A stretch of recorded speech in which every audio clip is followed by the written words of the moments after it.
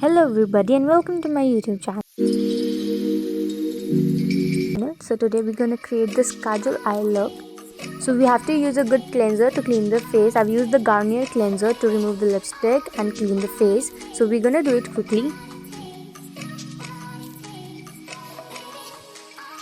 I'm gonna clip my client's hair at the back using a section clip so to avoid them coming on the face while doing the makeup.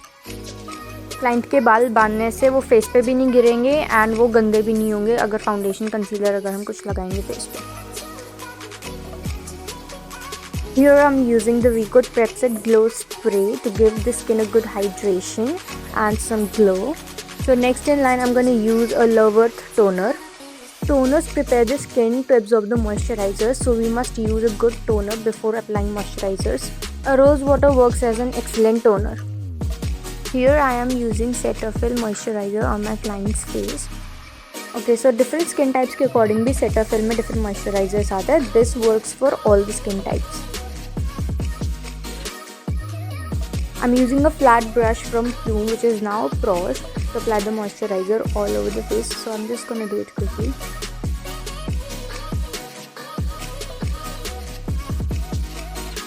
And हमें neck पे भी अच्छे से moisturizer apply करना है. Here I am using Forever 52K concealers on the eye for my base. Forever 52 के सारे products बहुत ही affordable हैं and बहुत ही अच्छे भी हैं. तो आपको अगर मेकअप जर्नी स्टार्ट करनी है तो आपको इसके प्रोडक्ट से स्टार्ट करनी चाहिए. Now I am using a concealing blending brush from Pro Art to blend my concealer on the eyes.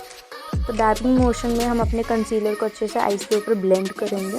Pro art के ब्रशेज़ की शेप बहुत ज़्यादा अच्छी है और बहुत ज़्यादा अच्छे भी हैं. बस एक चीज़ है कि उनके ब्रिसल्स बहुत जल्दी निकलने लग जाते हैं, बट अदरवाइज़ उनकी शेप बहुत ज़्यादा अच्छी है ब्रशेज़ की. जैसे एक स्लोपी ब्रश है तो ये ब्रश के अंदर प्रोडक्ट को ज़्यादा एब्जॉर्ब नहीं करता है. मैं इससे अपना फाउंडेशन भी अप्लाई कर लेती हूँ कई बार. विल मेक श्योर कि आइज़ के ऊपर कोई क्रीजिंग नहीं हो रही है वरना पाउडर वहाँ पे जम जाएगा. Now I am doing powder setting using a Revolution white powder. हम फेस पे कोई भी क्रीम या लिक्विड प्रोडक्ट लगा रहे हैं, we have to set it with powder. Alright, for example अगर हम लिक्विड ब्लश लगा रहे हैं फेस पे तो पाउडर सेटिंग के बाद हम पाउडर ब्लश से उसको कंप्लीट करेंगे. So I am taking a big blending brush from Pro Art to do the transition color. Transition color is the lightest color from the three colors we choose from the same family to do the eyes. Okay, तो beginner makeup artist के लिए जो ये video देख रहे हैं मैं आपको बताती हूँ. आई मेकअप के लिए हम हमेशा सेम फैमिली के 3 कलर्स चूज़ करते हैं. अगर हम ब्राउन कलर ले रहे हैं तो हम उसमें 3 कलर्स चूज़ करेंगे, light brown, medium brown and a dark brown. Light colour हम ट्रांजिशन के लिए करते हैं, मीडियम हम क्रीज कलर के लिए यूज़ करते हैं and darkest colour outer corners पे लगाने के लिए. एंड सेंटर लिड पे हम जनरली शिमर्स, ग्लिटर्स या मैट आई शैडोज़ अप्लाई करते हैं. तो ये बहुत बेसिक स्टेप्स हैं आई मेकअप के. So I am not doing a glam look, so to keep it matte I am using a lighter shade eyeshadow and applying it on the lids. You will see yourself how beautifully the eyes would look at the end, so just wait. Okay, so मैं again एक big brush लेके outer corners में colour fill करूँगी and मैंने एक darker shade use किया है. I've used a bigger brush because मुझे हाफ लिड तक ऑलमोस्ट कवर करना है, not just the outer corners. As beginner makeup artist हमें डायरेक्टली ज़्यादा डार्क कलर डिपॉजिट नहीं करना चाहिए आइज़ पे. प्लस कई बार फिर हमसे ब्लेंड करना उसको मुश्किल हो जाता है. आपने देखा मैंने पहले एक लाइटर शेड लगाया एंड उसके बाद उसको डार्कर कलर से मैं कोट कर रही हूँ.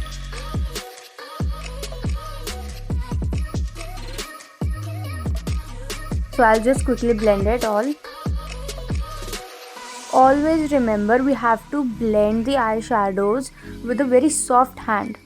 जितने ज़्यादा सॉफ्ट हैंड से हम ब्लेंड करेंगे उतनी ज़्यादा अच्छी ब्लेंडिंग निकल के आएगी.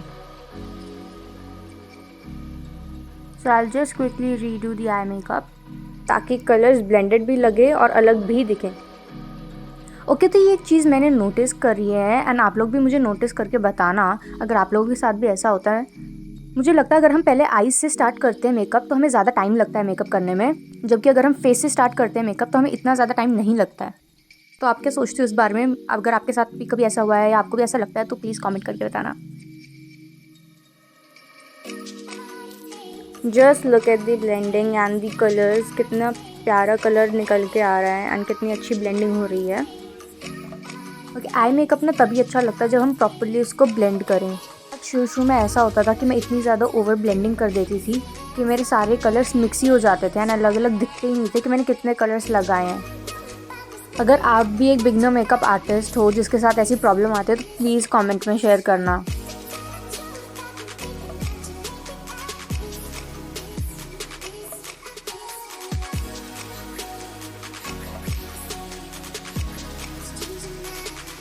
So I'm using a black sketch liner. This is from Recode and this is one of the best eyeliners I have. It is also very affordable. तो अगर आप बिगनर मेकअप आर्टिस्ट हो and you need a really good sketch liner, go for Recode. Okay, तो generally मैं liners कैसे लगाती हूँ, मैं अपने क्लाइंट को बोलती हूँ वो सामने देखें एंड उनकी वाटर लाइन यानी हमारे आईज़ की जो लोअर लैश होती है उसकी डायरेक्शन के साथ साथ मैं एक लाइन स्केच करती हूँ, विंग क्रिएट करती हूँ एंड उसको I join with the lids. Eyeliners खुद को लगाना हो या क्लाइंट्स को, बहुत ज़्यादा केयरफुली करना ही पड़ता है।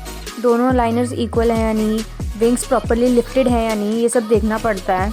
एंड क्योंकि आज हमें पूरी प्रॉपर ब्लैक काजल आइज़ करनी थी तो हमें वाटर लाइन पे भी प्रॉपरली काजल लगाना था, उसको स्मच करना था ताकि वो थोड़ा बोल्ड लुक दे।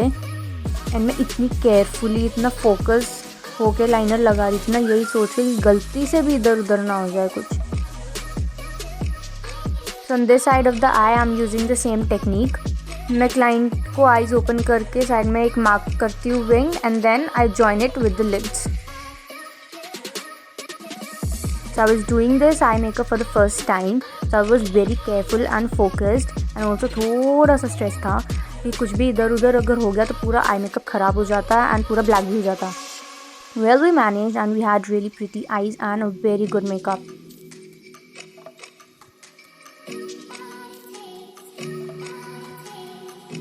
मुझे बार बार कभी इस साइड कभी उस साइड कुछ ना कुछ करेक्ट करना ही पड़ता था, दोनों को इक्वल रखने के लिए। बार बार मैं देखती थी, देन एक साइड करेक्ट करती थी, फिर देखती थी, फिर दूसरे साइड करेक्ट करती थी। कुछ टाइम तक तो मेरा यही चल रहा था।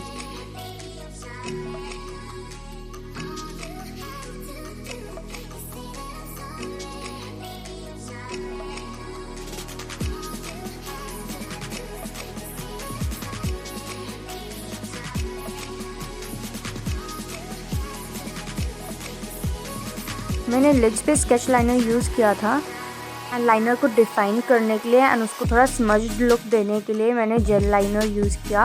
आई यूज्ड मेबलिन का जेल लाइनर जिसके साथ ही मुझे छोटी सी ब्रश भी मिली थी and it was very cute. So I'm gonna define and smudge out both the liners with the gel liner using this brush. So if you need a really good and affordable gel liner, you can go with Maybelline. This is from Maybelline. So इसके बाद का tutorial मैं इतने अच्छे से record नहीं कर पाई, मैंने बस बीच बीच के क्लिप्स ही शूट किए। फिर मैं बैटरी रन आउट।